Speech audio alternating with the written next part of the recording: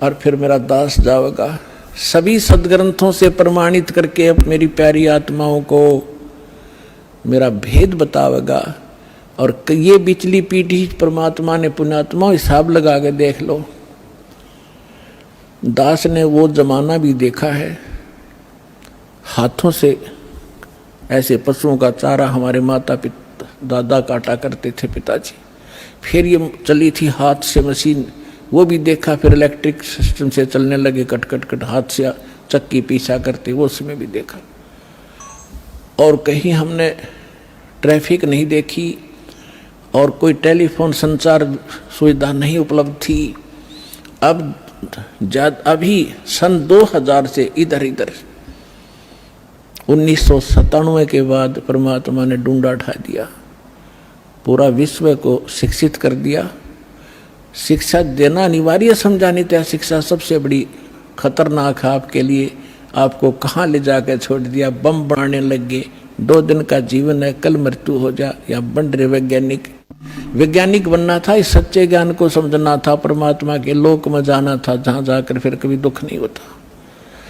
और हमको बेईमान बना दिया, अहंकारी बना दिया। छोटी सी पोस्ट प्राप्त करके कोई IAS IPS डॉक्टर इंजीनियर बन जाता है, चौधरी पाक जाए नवांडी पाक का, कल मृत्यु हो जा, परसों गधा बन के खड़ा होगा। क्या है ये आंखें कहाँ गई आपकी? तो काल ने इनमें मोतिया बंद कर दिया कि आगे भी कुछ है, वो नहीं ध्यान में आने देता। तो परमात्मा को पता था कि मेरा दास जब जाएगा, इन सब की एक शिक्षित किया। ये इंटरनेट, यूट्यूब, टीवी चैनल और मोबाइल के अंदर ऐसे सिस्टम ये मनुष्य बना दे। मनुष्य यही थे, 40 लाख वर्ष हो गए इनको। वो भी इतिहास तो आपने देखा होगा, पीछे कैसे घोड़ों पर ऊंटों पर लद्दे हंडा करते, और एक रथ बना रखा था जो बहुत बड़ा अच्छा वाहन माना जाता था, राजा लोग बैठते थे। और उसमें एक रेडू के अंदर एक बुग्गी में 6 घोड़े खच्चर जोड़ के घसीटे फिरा करते थे। कहाँ थी वो अकल जीव में? अब दाता ने दया करी है आपके ऊपर कि जिन सदग्रंथों को आप सत्य मानते हो उनका रहस्य आपको मालूम नहीं। ये नकली काल के दूत आपको मिसगाइड किए बैठे हैं। सिलेबस को नहीं जानता वो टीचर काहेगा, और टीचर कहलाता वो दुश्मन है विद्यार्थियों का। तो हमारे दादे परदादों के जीवन नाश कर दिए नकलियों ने, भूत बना दिए, झूठी कहानी सुना सुना के। तो परमात्मा का मालूम था कि तब मैं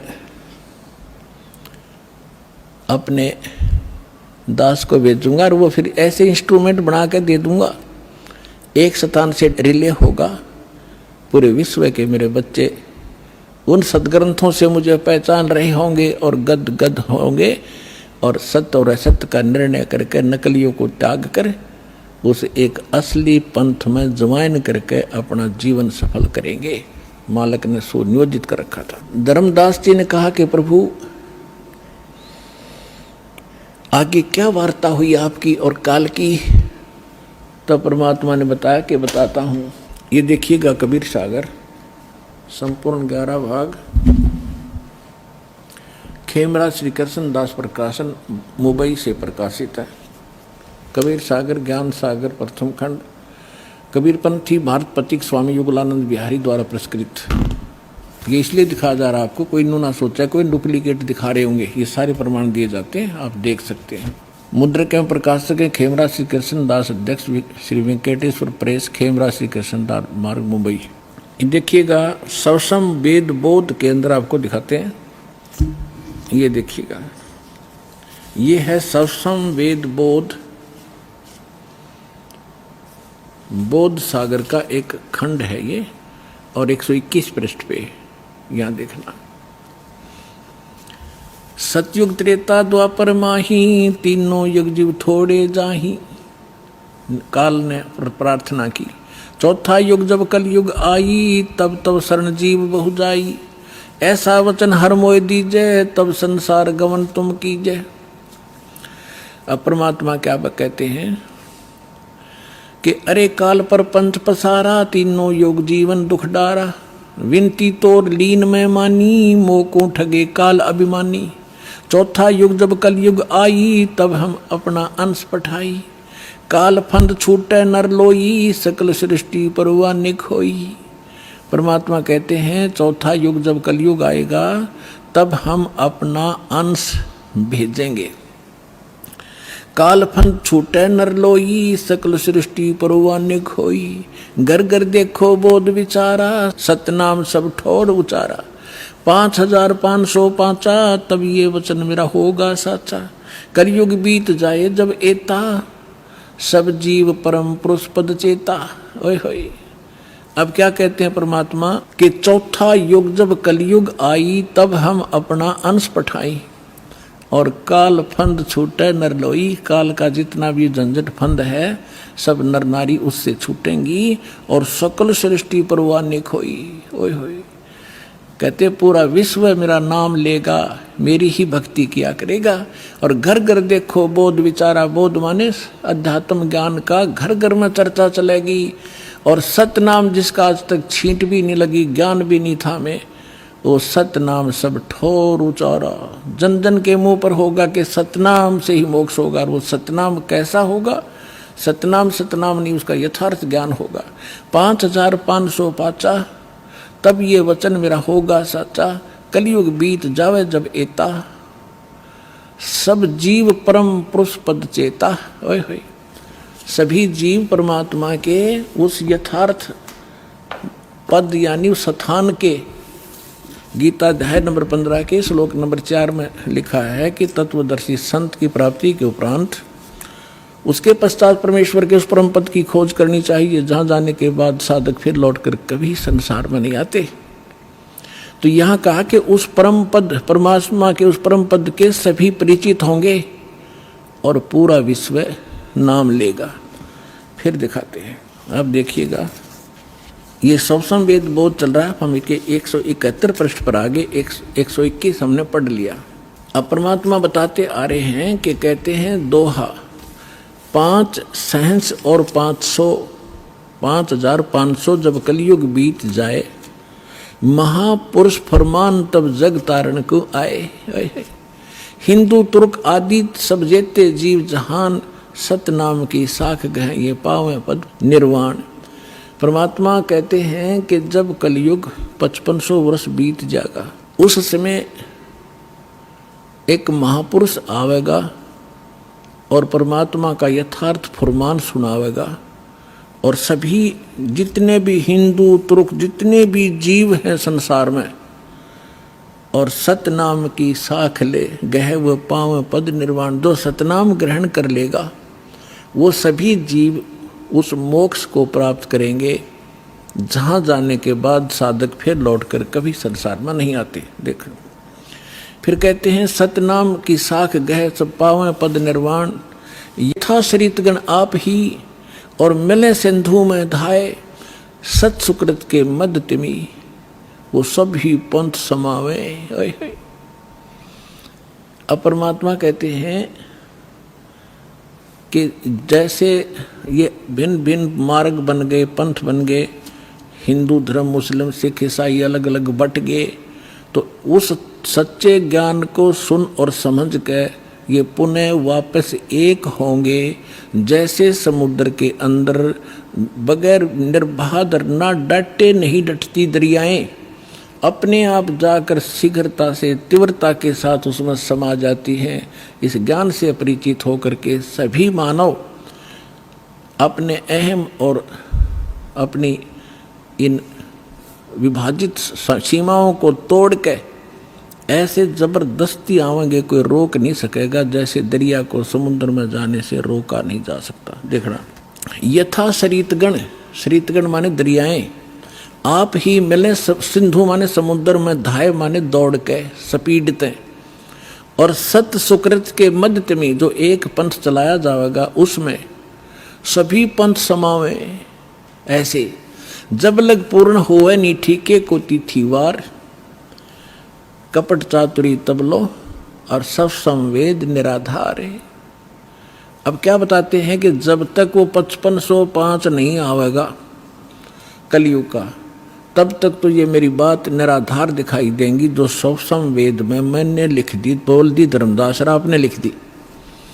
और जब वो 5500 वर्ष कलयुग का आवेगा, ठीक ठीक माने निर्धारित समय, पहले ये देसी भाषा हमारे यहाँ की, पहले ये कहा करते कि जैसे कोई पशु ले जाता हमारे घर से, तो मेरे ताऊ जी से पूछा करते थे कि उसने पैसे की कही थी, दिए नहीं, तो वो कहा करते कि उसने अगली ठीक बता दी कार्तिक की पूर्णमासी। ठीक माने आगा दिन धर दिया कि उस दिन ये पैसे दूंगा। तो यहाँ परमात्मा कहते हैं मैंने यह ठीक रख दी कि 5505 जब कलयुग आओगा उसके बाद पूरे विश्व में ज्ञान फैलेगा और सारा संसार मेरा शेष होगा। मेरी भक्ति करेंगे मेरे बच्चे, मुझे पहचानेंगे और सारे एक होंगे जो भिन्न भिन्न बाटों में बट गए विभागों में। अब क्या बताते हैं, यथा श्रीतगण आप ही मिले सिंधु में धाये, सत सुकृत के मध्य तिमी सभी पंथ समाये। जब लग पूर्ण हुए नहीं ठीक को कोती थी बार, या ठीक का समय नहीं आवेगा कपट चातरी तब लग ये लोग और सब संवेद निराधार है। कहते हैं तब तक तो ये सब कपट और चातुरी, आप देख रहे हो कैसे हाहाकार माच रही है, कोई मिलावट कर रहा है, सारा दिन माया के जोड़ में अपना जीवन नाश कर देते हैं। दादे परदादे चले गए हमारे इस पेट के लिए ही, इसी जुगाड़ में जुड़ के और नष्ट हो गए, खत्म हो गए। जो मूल उद्देश्य था वो मनुष्य जीवन का वो कर नहीं पाए। तो यहाँ बताते हैं कि यह कपट चातुरी और ये बकवाद ये प्राणी तब तक करेगा जब तक युग ज्ञान सामने नहीं आएगा, और फिर ये सब अपने आप स्तब्ध हो जाएंगे कि क्या करें, विष कौन खाएगा, ऐसा विष जो असंख्य जन्म तक भोगना पड़ता है। तो एकदम सब का ब्रेक से लागेंगे। आज देख रहे हो हाहाकार मच रहा है, कोई मंत्रियां मुख्यमंत्रियों के ऊपर आरोप हैं, वो अंदर जा रहे हैं, कोई रिश्वत के अंदर, कोई बकवादों के अंदर। किस लिए? करोड़ रुपये जो अरब रुपये इकट्ठे कर ले, अरब रुपये, और कल मृत्यु होगी, पशु बन गया, वो के काम आए उस मूर्ख आदमी का। तो बुद्धि हमारी काल के हाथों बिकी पड़ी है और फिर भगवान के हाथ में आ जाएगी। हम विवश होंगे, मजबूर होंगे इसको सोचने के लिए। तो फिर हम तो इसलिए कहते हैं कपट चातरी तब लग और सब संवेद निराधार, तब तक ये बकवाद करेंगे जब इस ज्ञान की समझ में आ जाएगा। जब देखना क्या होगा, देखिए कि कपट चातरी तब लग सब संवेद, जब लग पूर्ण होए नहीं ठीके को तिथि वार, जब तक ये 5500 वर्ष नहीं आएंगे ना वो कलयुग के, तब तक त्या कपट चातरी रहेगी, इनके अंदर बकवाद भरी रहेंगी मेरे बच्चों में। और ये सब संवेद कहेंगे वैसे लिख रखा है, ये कहाँ होने वाला है। आगे देखो फिर कहते हैं ए सब ही नारी नर शुद्ध तब, सबके विचार शुद्ध हो जाएंगे, बुराइयों से उल्टे हटेंगे। और जब ठीक का दिन आवंत, यो ठीक है टीका नहीं, वो ठीक का दिन जब आवेगा सभी के हृदय शुद्ध होंगे, बुराइयों से बचेंगे, प्यार से एक दूसरे के साथ रहा करेंगे और कपट चातरी छोड़ के और शरण कबीर गहंत, कबीर जी की शरण में आवेंगे सब। ये सब अपनी चतुरता छोड़ गए। एक अनेक हो गए पुनः अनेक हो एक, हंस चले सतलोक सब, सभी हंस सतलोक चलेंगे। एक से अनेक हो गए, कोई नारे नारे मजहब धर्म बन गए, ये पुनः अनेक हो एक, वह सब एक होंगे और हंस चले सतलोक सब सतनाम की टेक। कहते सतनाम को लेकर सब सतलोक चले जाएंगे।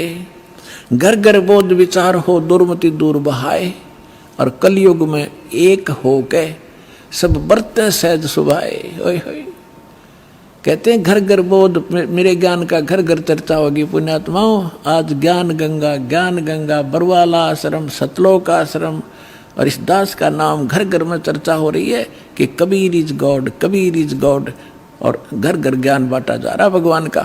अब परमात्मा कहते हैं घर घर बोध विचार हो, ये ज्ञान घर घर चलेगा, दुर्मति दूर बहाए, और कलयुग में एक हो के, ये लिखण में प्रिंट है गड़बड़ है, सोई और बरते सहज सुभाए।